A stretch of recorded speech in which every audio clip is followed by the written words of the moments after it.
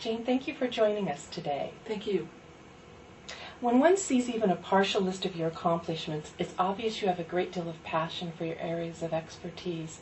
How and when did you first get interested in this subject area? I think my interest in environmental economics really goes back to when I was a child, and you could not keep me indoors if you tried. I wanted to be outside. I wanted to see how things worked, climb trees, that sort of thing.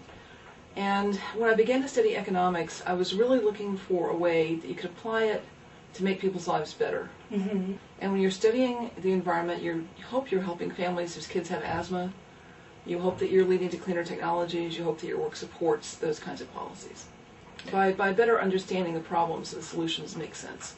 Current events are always affecting your areas of research and teaching. Do you find the internet a useful tool for conducting research and networking?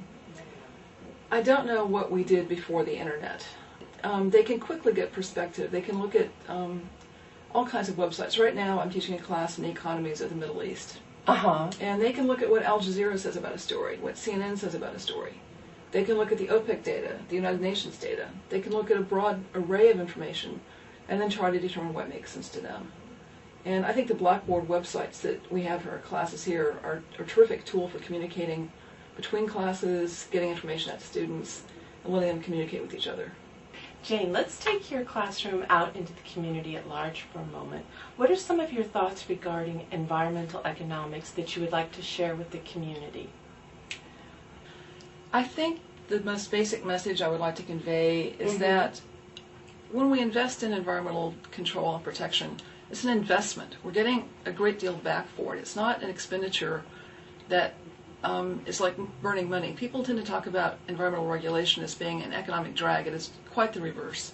It increases productivity, it makes people healthier, it gives us an outdoor recreational environment that we can enjoy, it gives us an ocean we can swim in. So I think the central message of environmental economics is that cleaning up the environment pays, and it more than pays for itself. Do you find you often have to convince people of the importance of this? Over time, a lot of people have learned this, but I still find myself, along with my colleagues, giving a lot of talks, reviewing legislation, things of that nature, just pinning down some of the numbers.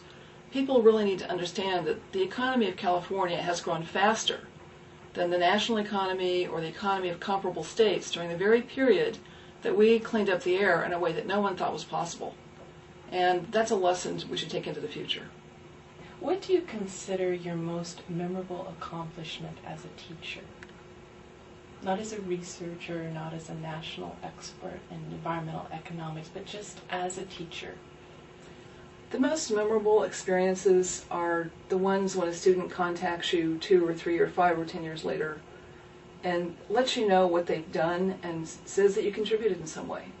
One in particular, a woman who's since become a very good friend, was an undergraduate here about 20 years ago, had been a chorus line dancer in Las Vegas. Had been told her entire life that she wasn't very smart and wouldn't do very well.